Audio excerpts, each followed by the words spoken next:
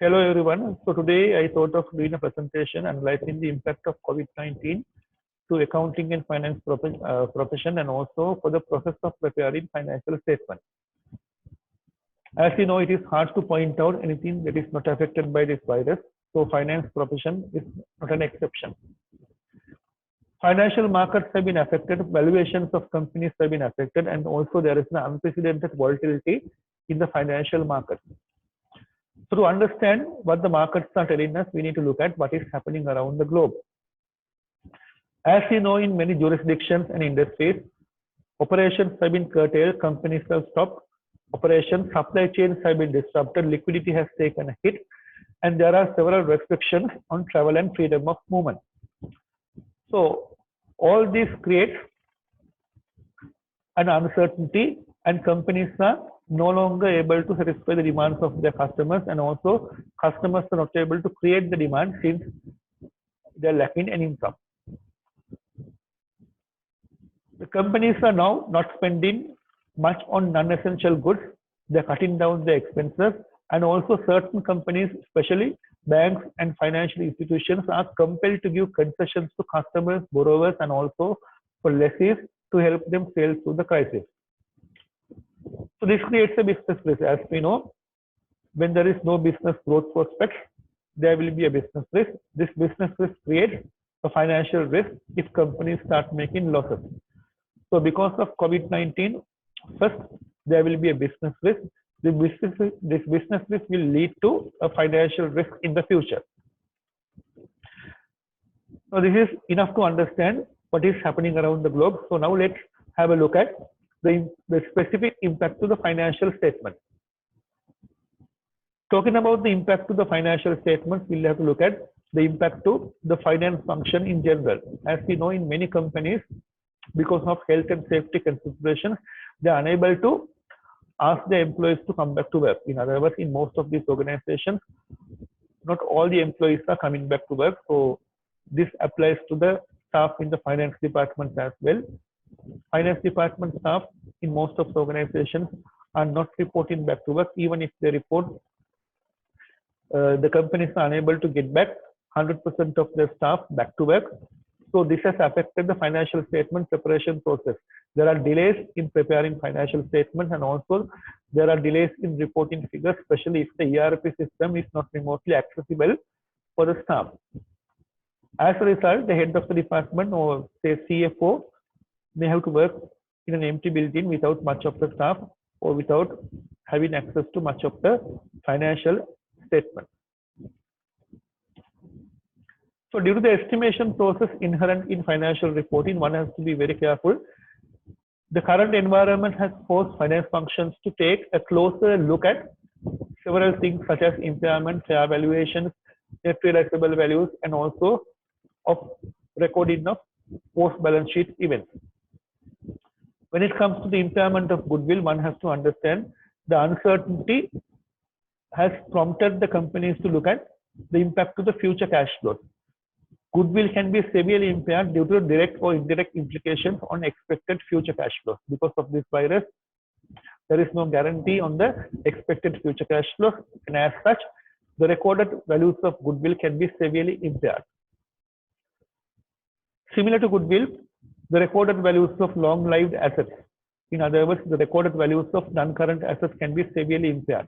There can be significant sustained drop in market prices, adverse changes in the use of certain assets or asset classes, or negative changes in the business climate, which can trigger the need to perform an impairment test for the long-lived assets.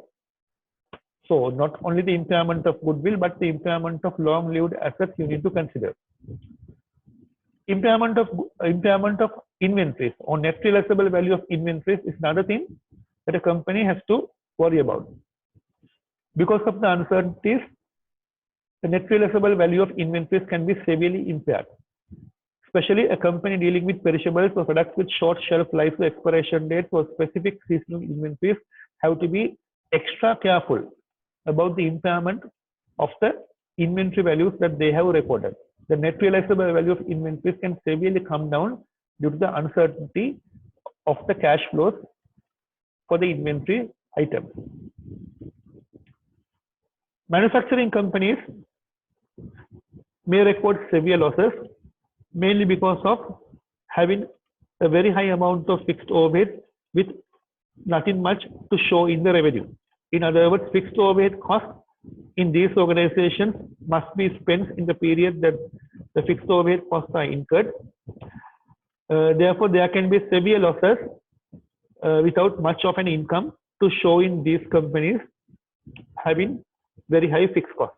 Especially if you take large manufacturing entities, all these manufacturing entities have stopped their operations. So because of that, they will not have much of an income to show, but they will have a huge fixed cost, which they have to expense in the period. Therefore, if you take the months of March, April, May, and also maybe the month of June, in most of these organizations, there can be severe losses.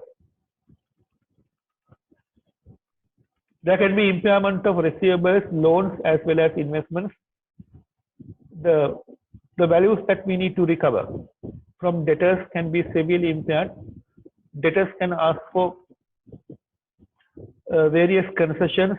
The impairment of investments is another thing that we cannot ignore. Especially the value of investments can be severely impaired, especially the values of short-term investments, and also in certain cases the values of long-term investments can be severely impaired.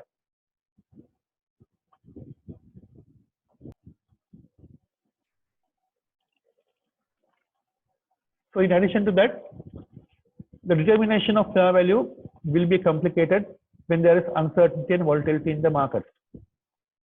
A company can use the current market prices as the fair value of its assets, but then of course the current prices can also change because of the uncertainty in the future market conditions. In other words, when determining the fair values of assets and liabilities, a company can take the current values as the fair values, but then of course even those current values can change in the future because of the uncertainty of the cash flows.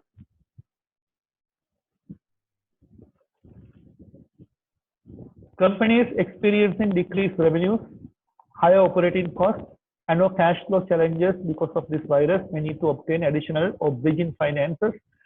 They may have to restructure their debt agreements, or they may sometimes have to obtain waivers in their debt covenants.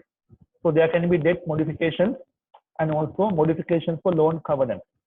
So what you understand is, when a company is requesting a change in their debt covenant, or when the company is asking more capital in the form of debt, there will be an increased financial risk. We know here central bank has requested all the banks and financial institutions to provide additional working capital facilities for the companies who are requesting working capital. The problem is, when these companies are requesting working capital finances, they may not provide a credible business plan, or they may just ask for working capital finances without a proper plan of repaying these loans back to the banks or the financial institutions which have given these loans. So as a result of this, all these organizations which are taking loans will face financial risk in the future. And also, when they are asking for an extension for an existing credit facility, or when they are asking for a change in the loan covenant, debt may have to be reclassified. Especially if they are asking for a change in the loan covenant, certain long-term debts may have to be reclassified as short-term debts. Therefore, the company's financial risk can increase.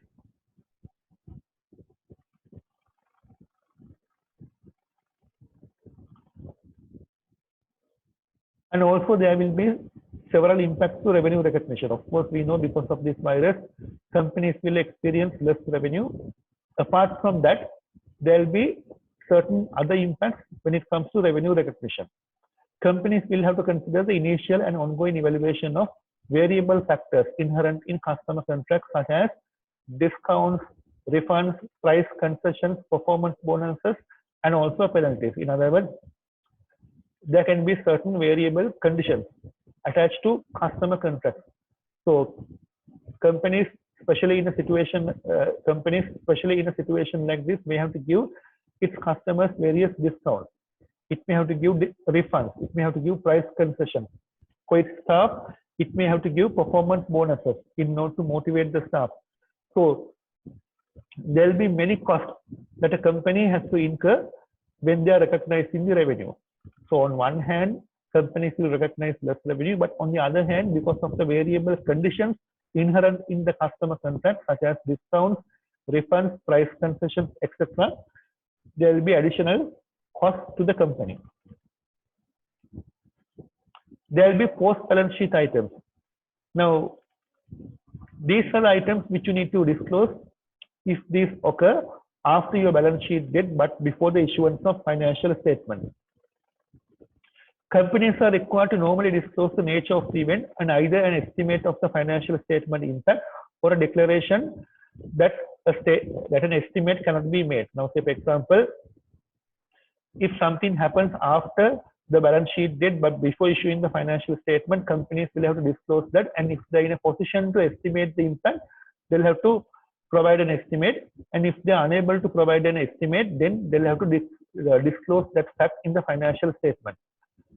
Now, for companies whose financial year is similar to the calendar year, that is, if their financial year is ending as at 31st December of a particular year, let's say as at 31st December 2019, such companies may have already disclosed the impact of COVID-19 in their financial statements as post-balance sheet items. But for other companies whose financial year is ending as at 31st March, let's say 2020, they may have to disclose further information, additional information about the impact of coronavirus as their post-balance sheet item. The financial statements of non-calendar year reporting companies, in other words, in companies where the financial year is ending as of 31st of March 2020, they may require even more real-time consideration of such disclosure in order for their financial statements to be reliable. So these are some of the impacts that financial reporting process may have to consider when they prepare the financial statements after COVID-19.